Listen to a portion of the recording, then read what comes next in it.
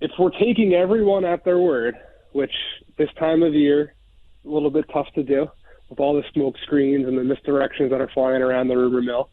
But in this particular scenario, if we're taking everyone at their word, if we're taking Portland leadership, if we're taking Dame and Dame's people at face value, if the Blazers don't have anything on the board that is more appealing to them than Brandon Miller or Scoot at 3, and they come away with one of those two guys, then it does seem more likely than ever that Dame would back up his word and request out. That's something that everyone around the league is keeping an eye on. It's going to infiltrate and impact any potential Bradley Beal trade right now because Miami looms as probably the most sensible fit for him in terms of places that Beal would waive his no trade clause for, teams that have salary and picks that would be willing to go match him and absorb his big contract. And, Miami can't – I know I saw some articles today that they could try and get both those guys. I just don't see that likelihood at all. So, I mean, everyone I've talked to around the league is basically looking at it. If Miami is going to go out and get one of those two players, it's going to be only one.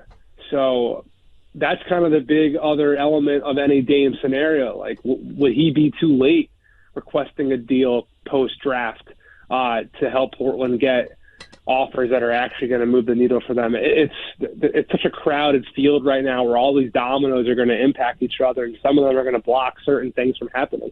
Yeah, and just to follow up on that, I've heard a lot of people online say, well, the market for Dame's not very high. You're not going to get the same thing that they got in the Donovan Mitchell deal that Utah did. Like, what do you think is a realistic package and what that would look like if Dame were to go? It's really tough to handicap right now because I don't think teams are kind of showing their cards for something that they don't know is actually going to be available. But an educated guess based off of all my conversations is that he's going to go for more than Brad. He'll go for more than any hypothetical thing with Zach Levine. I think, the teams that always get mentioned for him, like the New York Knicks, they've got a bounty of capital and young guys like RJ Barrett and Emmanuel Quickly and Obi Toppin. Like, I think that type of package that New York was kicking around for Donovan would be there for Dame. I really do. Elsewhere on the league, it'll be hard for me to kind of give you context of what type of, benchmark to be looking for, but at least from like a team like New York. But again, if they're looking at Brad, if they're looking at Zach, like all that stuff is going to intersect and impact everything else. So more picks than players? Important. I don't know. It's going to be dependent on everything. It's going to be dependent on which teams are in. Like, it's just going to be about no deal, no offer from all these suitors are going to be made equally. Other teams are going to have more picks to offer. Other teams are going to have a blue chip prospect available. Does Houston put like Jalen Green and a bunch of picks on the it's way too early to handicap and kind of give more specifics right now. Honestly, I don't have a sense on it at this point. Told them I'm not choosing the Chiefs because they're going to run into the buzzsaw that is known as the Los Angeles Chargers. We got Justin Herbert. He might even sit out here. He wants to get paid. Prove it year. Big date. Big year coming up for Justin Herbert. Best hair. Probably the best arm in the league. You were fawning over his hair earlier. And then you got the Jets in the AFC. AFC's loaded. We know how great Mahomes is, but like MVS is their number one wide receiver right now. And I love MVS, but I just don't love the Chiefs this year to repeat. And it's really hard, obviously.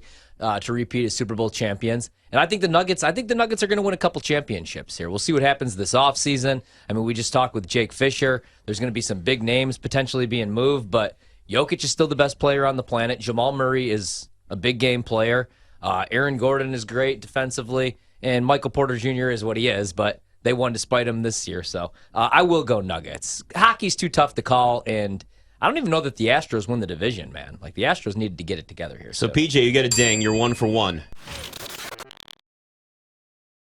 Out of the quarterbacks then that we mentioned here, right, there's a lot that have question marks. Take the top tier out. Take Josh Allen and Joe Burrow and Pat Mahomes and all that. Do you have more confidence that you're going to get a full season at their highest level from Tua or Deshaun Watson? Because I think I'd have to go to Sean. Like, this is where we start breaking this down. If you're looking at each individual spot, you got to start then going all these different layers of, okay, there's this factor, there's strength of schedule, there's also quarterback. Yeah. See, like, if Deshaun was terrible last year and he was, like, there all camp, he played in the preseason, he was there week 1, I would overreact a little bit more. I'd be like, oh, man, maybe he's washed. Maybe he forgot how to play the position. But you knew there was going to be some rust. What was weird is he just looked like a different quarterback. Like, his footwork, his mechanics were kind of sloppy. Like, he was holding the ball up higher, which was weird. He was doing, like, some of the stuff that he did back at Clemson. But he looks like he's in great shape.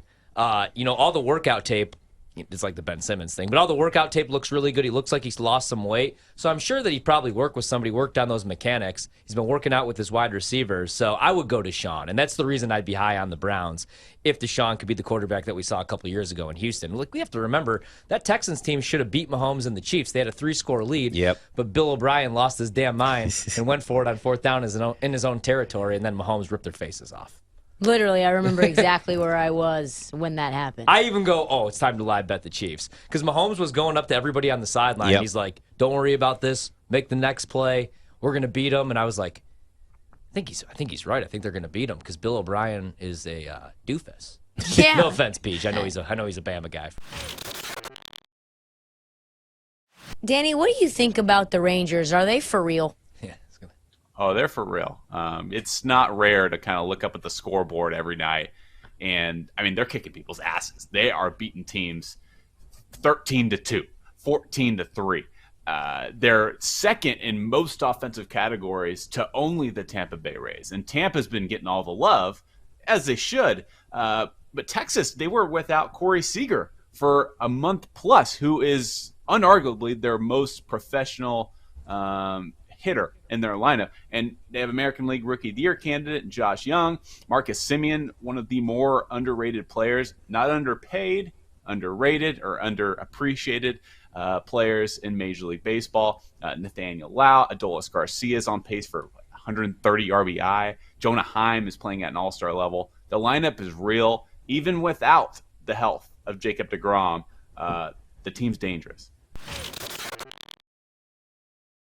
Pitching is formidable, which was expected. Their rotation is actually probably the best it's been in at least half a decade since the last time they made the playoffs in 2014. Offensively, Zach Neto, who they brought up about a month and a half ago, he was playing college baseball a year ago. They drafted him last year in the first round in the 2022 draft, and they've already brought him back up into the big leagues, and he's starting at shortstop for him, and he's made a huge boost defensively for them. It's guys around Trout and Ohtani that are starting to chip in, which that's been the narrative for years, is they haven't had enough of a supporting cast. But you have guys like Hunter Renfroe making some noise. You have guys like Gio Urshela making noise. And like I said, the pitching's been formidable. So it's a collective group effort, which is rare to see for the Angels. But for Dallas, I'm not the biggest Mike McCarthy guy. I do like Dan Quinn, though, and I like Dak enough. Tony Pollard, I didn't think he was going to be ready for the start of the season. It looks like he is. You have CeeDee Lamb, you have Brandon Cooks, so now you have a real number 2 wide receiver. And who knows, maybe Michael Gallup looks half as good as he did in 2019 before that knee injury. The offensive line is solid, and then on the defensive side of the ball, I like DeMarcus Lawrence. Obviously, Micah Parsons, I think he's the best pass rusher in the league, not named Nick Bosa, so I love him. And then the Stephon Gilmore pickup that I keep talking about. I know he's not Stephon Gilmore from 4 or 5 years ago, but he had a really good year last year. And then you add him with Trayvon Diggs. I actually like Donovan Wilson at the safety position, and I kind of like Curse. I like the Cowboys a lot. And I do think Jerry's going to get one more before it's all said and done. I think they're embarrassed the way the season's ended the last 2 years. So can't believe I'm doing this. I'm going to go with Texas in college football and Dallas in the NFL. You love self-mutilation and I never buy into either team. You love to hurt yourself on purpose, and then you regret it later. I cannot wait till week 4 of the NFL season when you're going, I can't believe I bet the Cowboys. You're going to regret it.